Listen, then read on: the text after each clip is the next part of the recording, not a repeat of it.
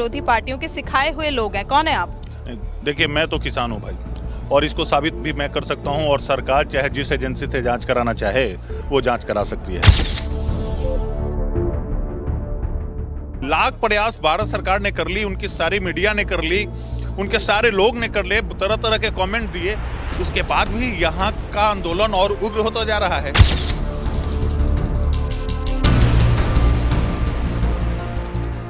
जहाँ लोकतंत्र नहीं था, राजतंत्र था, तो उनको तो देश के नौजवानों ने और देश के सारे धर्म के लोग, हिंदू, मुस्लिम, सिख, ईसाई, सबों ने मिलकर उसको जब भगा दिया, तो ये तो यहाँ के लोगों के द्वारा चुनी हुई सरकार है। बिहार में अभी विधानसभा चुनाव हुई है, लेकिन फिर आपने बीजेपी की भाईवाल पार्टी को चुना है।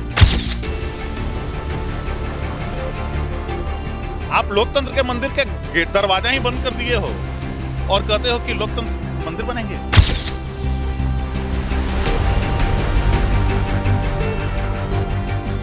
यहाँ से एमएसपी समाप्त हो रही है तो इतना बड़ा आंदोलन खड़ा हो गया, और बिहार यूपी में तो एमएसपी का मतलब ही नहीं पता कि एमएसपी का मतलब क्या होता है। कोई खरीदारी है ना, उसका शायद पक्का बिल भी किसानों को नहीं मिलता। आप अगर पक्का बिल खोजेंगे तो आपको बीज नहीं मिलेंगे।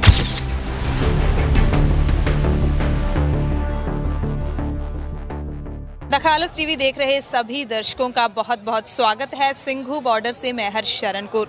आज पंजाबी चैनल पे हम हिंदी में इसलिए बात कर रहे हैं क्योंकि आज हम बिहार के एक किसान लीडर से बात करेंगे जो कि किसान मजदूर स्वराज समिति के प्रधान हैं। उनका नाम है धनंजय सिंह मधु। बहुत सारी बातें उनसे जानने की कोशिश करेंगे। बिहार में किसानी के क्या हालात हैं, क्या बिहार से किसान सिंघू बॉर्डर में पहुंचे हैं, क्या वो किसान हैं भी या नहीं भी। धनंजय सिंह जी, बहुत बहुत स्वागत है आपका। आपका बहुत बहुत धन्यवाद जी। तो सबसे पहले आप ये बताइए कि आप किसान हैं, किसानों के समर्थन में हैं, क्योंकि सरकार लगातार सवाल उठा रही है कि जो धरनों में किसान हैं, बॉर्डरों पे बैठे हैं, वो किसान नहीं है, असल में एक पार्टी, कांग्रेस पार्टी या और विरोधी पार्टियों के सिखाए हुए लोग हैं। कौन है आप? देखिए, मैं तो किसान हूँ भाई, और इसको साबित भी मैं कर सकता हूँ। और सरकार चाहे जिस एजेंसी से जांच कराना चाहे वो जांच करा सकती है। और मैं कुछ सवाल करना चाहूँगा आपसे भी, मीडिया के माध्यम से, उन सरकार में बैठे लोगों से भी, कि क्या 2014 के पहले जितने भी आंदोलन हुए या उनके बड़े बड़े मिनिस्टर भाई, आज के माननीय प्रधानमंत्री, गृह मंत्री, रक्षा मंत्री, और अभी हमारे बिहार के मंत्री हैं रविशंकर प्रसाद जी, उन्होंने भी महंगाई और दूसरे मामलों पे बड़े आंदोलन में शामिल हुआ। यहाँ तक कि अभी एक क्लिप चल रहा है, वीडियो क्लिप, उसमें साइकिल पे चलते हुए, और उन्होंने बोला किसानों के सवालों का या जो गरीब तबका है हमारा, जनता के सवालों का उठाने के लिए क्या प्रदर्शन करना वाजिब नहीं है। वो उनका जवाब है, मीडिया से बोल रहे हैं, कोई उसका साक्ष्य है। तो क्या आप ये बता सकती है भारत सरकार कि 14 के पहले जितने भी आंदोलन हुए, क्या सत्ता में आने के लिए उनके द्वारा सुनियोजित आंदोलन था, उनके लोग के द्वारा सहमति के साथ उनकी उपस्थिति में ये आंदोलन किया गया? आपने 14 के पहले आप दिल्ली में एक बड़े आंदोलन का रूप रेखा या बड़ा आंदोलन हुआ जो सरकार को भगाया भी, और दिल्ली में एक नई सरकार, नई पार्टी की सरकार बन गई उस आंदोलन पे। तो क्या वो आंदोलन, और केंद्र में उनकी सरकार बन गई, तो वो पहले जो आंदोलन होते तो भारतीय जनता पार्टी का सुनियोजित आंदोलन था।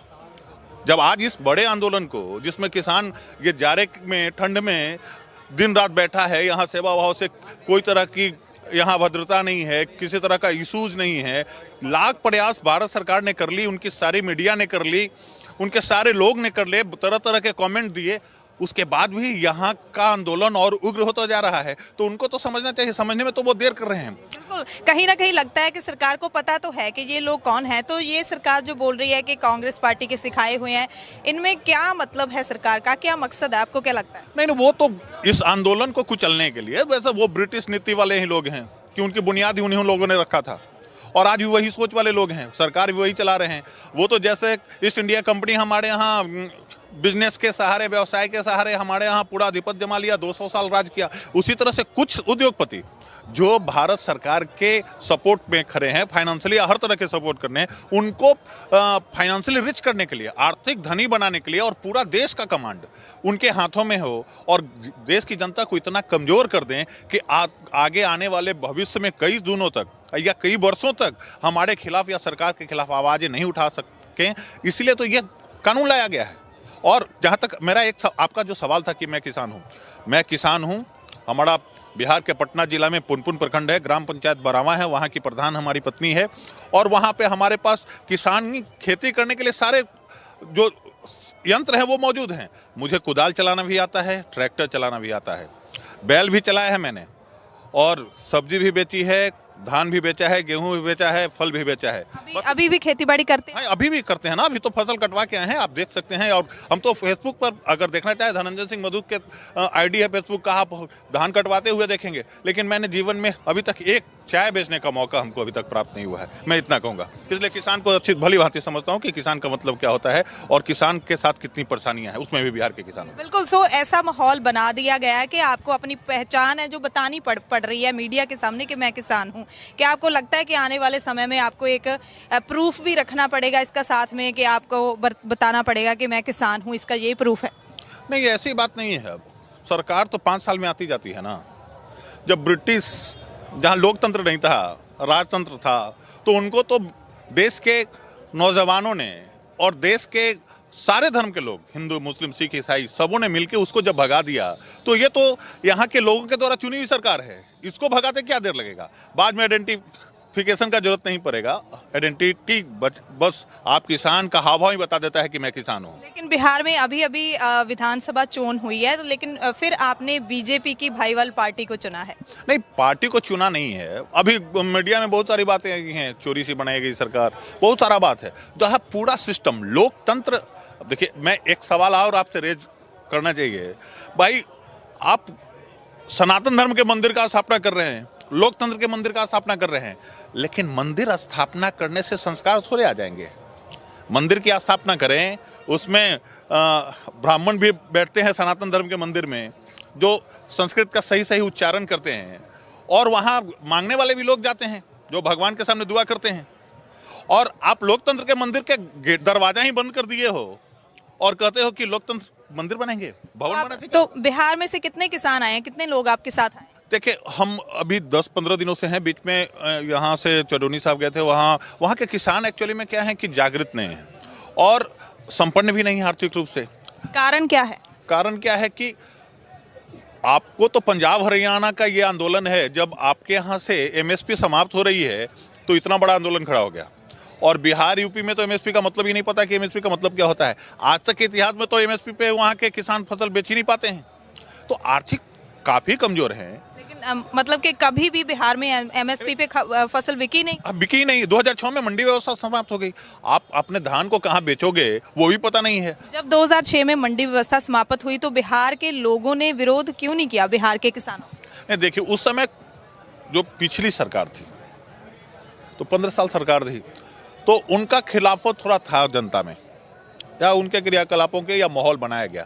तो जनता ने काफी भरोसा के साथ, भाई किसान तो उतना जागृत वहाँ है नहीं, ना उतना पढ़े लिखे हैं, खेत में काम, किसान और मजदूर में वहाँ बहुत कम फर्क है, बहुत ज़्यादा फर्क नहीं है, समझ गए ना। वो अपने जीवन यापन में ही इतना परेशान रहते हैं कि शिक्षा तो अभी बहुत दूर है वहाँ पे। तो पंजाब में भी किसान इतने पढ़े लिखे नहीं है, लेकिन उनके बच्चे अब पढ़ लिख गए हैं। बिहार में अभी भी बहुत बुरे हालात। अभी आपको बता दें कि बिहार में किसान जो है 1 एकड़ 2 एकड़ 1.5 एकड़ के हैं, वो अपनी जमीन पे इतनी पैदा नहीं कर पाते जो अपना परिवार का पालन पोषण करें और कुछ कर लें, अपने बेटे को बढ़ा लें।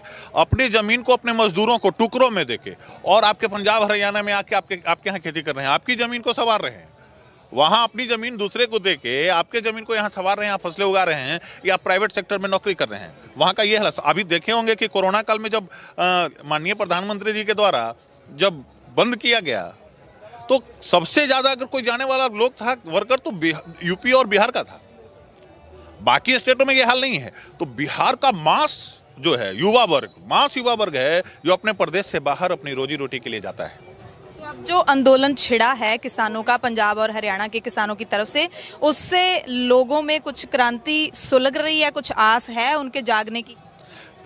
देखिए, आंदोलन का असर पूरे देश के कोने कोने में है, बशर्ते कि वो अभी आग पूरी तेजी से नहीं आ पाई है। आप कहते हैं ना, जम्मू कश्मीर से कन्याकुमारी तक, तो हर जगह के किसान एमएसपी का मतलब समझने लगा, उसके लिए हम बधाई देना चाहेंगे यहाँ के पंजाब और हरियाणा के किसानों को कि एमएसपी को इतना प्रचारित किया कि एमएसपी का मतलब क्या है। आसानी से पूरे बिहार ही नहीं, यूपी ही नहीं, पूरे देश के किसान एमएसपी का मतलब समझते हैं कि एमएसपी का मतलब क्या होता है, क्योंकि वो जानते ही नहीं, उनकी फसल तो खरीदी नहीं होती है। बिहार में तो अभी 4-5% ही खरीद हो पाई थे, उसमें भी उनसे खरीदा था शायद उनको पीडीएस को जितना रहता है उतना ही खरीद पाता है। और वहाँ के किसान 1100, 1000, उसमें भी अगर आपकी बच्ची की शादी करनी हो या और कोई काम करना हो तो व्यवसायी जो है, छोटा व्यवसायी या बिचौलिया जो कि यहाँ, वो इतना कम रेट लगाएगा कि आपको मजदूरी में देना पड़ेगा, कोई लिमिट ही नहीं है। बिल्कुल, तो वहाँ पे हालात ये हैं कि खर्चा ज़्यादा होता है उत्पादन में और जो खरीद होती है वो बिल्कुल कम रेट मिलता है। बीजों की तो मुँहमांगी कीमत, और जो भाई छिड़काव के लिए दो दवा ले जाते हैं उसका भी मुँहमांगी कीमत, उसका एमआरपी, अब वो कैसे एमआरपी ज़्यादा दिखाए, क्या रेट में देता है लोग, उसका तो कोई रेट ही फिक्स नहीं है, ना उसकी कोई खरीदारी है, ना उसका शायद पक्का बिल भी किसानों को नहीं मिलता। आप अगर पक्का बिल खोजेंगे तो आपको बीज नहीं मिलेंगे, दवा का अगर पक्का बिल खोजेंगे तो बिल नहीं मिलेंगे, पूरा ब्लैक मार्केटिंग है। और मुँहमांगी कीमत, उस कीमत का कोई ठीक नहीं है कि वो कितना कीमत आपसे वसूल करेगा, लेकिन आपके फसलों का कीमत वो कितना देगा उस पर निर्भर करता है, आप पे निर्भर नहीं करता। उसकी बीज का कीमत वो तय करता है कि मैं इतना में दूंगा, लेकिन आप अपने फसल की कीमत को नहीं तय कर पाएंगे कि ये कीमत हम इतना लेंगे, आपको इसका खरीदना है। तो इसलिए तो एमएसपी जरूरी है भाई, सरकार निर्धारण कर दे, मैं नहीं कर पाऊंगा, क्योंकि वो बात मानी नहीं जाएगी।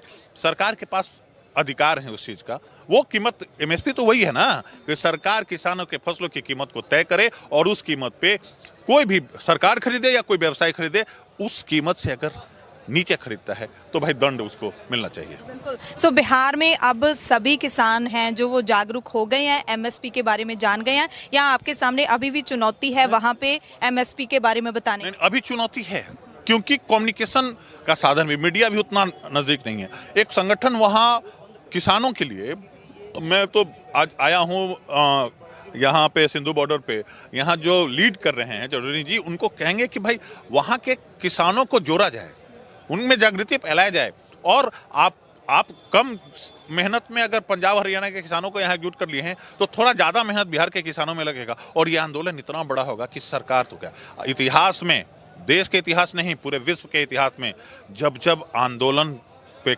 किसान उतरा है, चाहे जितना भी मजबूत सरकार हो, जितना भी निर्मयी सरकार हो, जब किसान का आंदोलन, और किसान तब उठता है जब उसके आखिरी कील ठोकने का डर हो जाता है कि अब हमारा जीवन बचना संभव नहीं है, हमारी वजूद अब खत्म हो रहा है। और जब किसान उठता है तो वजूद से मजबूत भी सरकार जो धराशायी हो जाती है, तो फिर जीवन में कभी उठ नहीं पाती। शायद ये वर्तमान सरकार इस बात को नहीं समझ रही है। तो बिहार में किसान यूनियन के आप लीडर हैं, क्या लगता है वहां से और किसान आएंगे आने वाले दिनों में? निरंतर लोगों का आना है भाई, वहाँ कहे कि संगठन नहीं है, एक दूसरे से कनेक्टिविटी नहीं है, इसलिए हम लोग को सही आंकड़ा पता भी नहीं चल पाता कि कितने लोग आ रहे हैं। आने के लिए रोज लोग मिल रहे हैं, परिचित लोग मिल जाते हैं, यहाँ ये घूम रहे हैं, इस आंदोलन को भी देखने आए हैं और इस आंदोलन को समर्थन भी करने आए हैं, और सरकार जो कानून बनाई है उसके बारे में जानकारी भी प्राप्त करके वहाँ के लोगों को अवेयर करने आए हैं, अवेयरनेस करने आए हैं। हमारे यहाँ के बहुत सारे लोग पंजाब हरियाणा में हैं जो काम कर रहे हैं, उनमें इतनी जागृति है कि वो अपने फोन के माध्यम से बता रहे हैं कि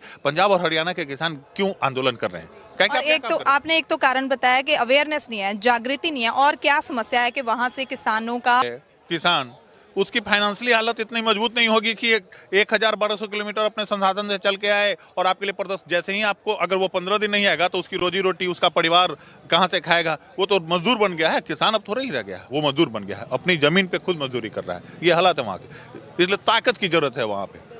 ताकत के लिए आप अपील करना चाहते हैं पंजाब हरियाणा के किसान लीडरों को? हाँ, एकदम जरूर। हम जितने भी आज किसान आंदोलन जो दिल्ली के चारों तरफ बैठे हैं, उन किसान संगठनों को अपनी ओर से अपील करना चाहते हैं कि बिहार के हर जिले में जाकर वहां से संपर्क स्थापित कर, यहाँ की आपके जैसे मीडिया के लोग वहां जाएं और वहां के किसानों के हालात को आप यहाँ कैरी करके लाए हैं और किसी भी माध्यम से भेजें और बताएं कि बिहार के किसानों का हालात क्या है, तब जाके, और उनको भी बताएं कि पंजाब हरियाणा में क्या है, तब जागृति फैलेगी और ये आंदोलन बहुत बड़ा आंदोलन होगा। तो जैसे पंजाब और हरियाणा के किसानों का या पूरे देश के किसान लीडरों का स्टैंड है कि ये कानून रद्द ही होने चाहिए, इसमें संशोधन हमें मंजूर नहीं है, आपका क्या स्टैंड है? नहीं, एकदम जरूर, इसके सिवा तो कोई रास्ता ही नहीं बचा।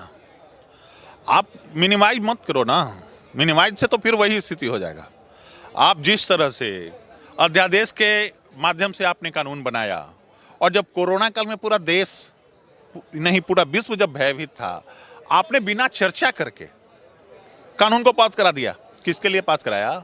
सरकार तो बनी है शोषित पीड़ित किसान, जो बहुत आर्थिक हालात जिसको कमजोर हैं, उनको आगे बढ़ाने के लिए ना, उनको प्रोत्साहित करने के लिए, उनका जीवन स्तर कैसे सुधरेगा इसके लिए सरकार काम करती है। ना कि देश में कुछ इन्हें गिने चुने उद्योगपति जो काफी बड़े रिच हैं, बहुत धनी हैं, उनके लिए काम करना सरकार का ये काम नहीं है। सरकार का स्थापना तो इसलिए हुआ, नहीं तो राजतंत्र नहीं होता। राजा अपना जो मर्जी होता वो करता। लोकतंत्र का बुनियाद ही इसी मामले पे रखा है। आप लोकतंत्र के ढांचा को समाप्त करना चाहते हो? तो यहाँ पे नारे जो गूंज रहे हैं, बिहार में भी गूंजते हैं, कोई नारा गूंजता है वहाँ? नहीं, ऐसे देखने बातें होती हैं, नारे लगते नहीं है, नारे लगते नहीं है। आप कोई नारा लगाना चाहते हैं? देखिए, अभी तो भाई बिहार को हम रिप्रेजेंट करने आए हैं। फिलहाल हम तो बिहार के साथियों के साथ नारा, जोरदार नारा और बिहार की भूमि से ही शुरुआत करना चाहेंगे। आज तो बस यहाँ के आपके माध्यम से लोगों तक बात पहुंचाने आए हैं। पंजाब हरियाणा के लोग को हम अपील करने आए हैं, यहाँ के संगठनों को, यहाँ की मीडिया को, कि आप आएँ और बिहार की परिस्थिति को बिहार के करीब से देखें, किसानों के हालात को देखें और देश लेवल पर उसको लाएं, ताकि बिहार के आर्थिक हालात और उनकी संपन्नता, उनके जीवन स्तर में सुधार हो सके। बहुत बहुत धन्यवाद धनंजय जी हमसे बात करने के लिए। सो बिहार के जो हालात हैं, धनंजय सिंह से हमें पता चले हैं कि कितने बुरे हालात वहाँ पे बन चुके हैं। किसान नहीं रहा, किसान मजदूर वहाँ पे बन चुका है, कोई भी किसान। और एमएसपी का मतलब ही नहीं पता वहाँ पे लोगों को। मंडीकरण 2006 में समाप्त हो चुका है। तो ये भी चाहते हैं कि बिहार का किसान भी उठे, जिस क्रांति से पंजाब और हरियाणा उठे हैं अपने आप को बचाने के लिए। वीडियो जर्नलिस्ट सिमरनप्रीत सिंह के साथ हरशरण कौर, सिंघू बॉर्डर से द खालस टीवी के लिए खास रिपोर्ट।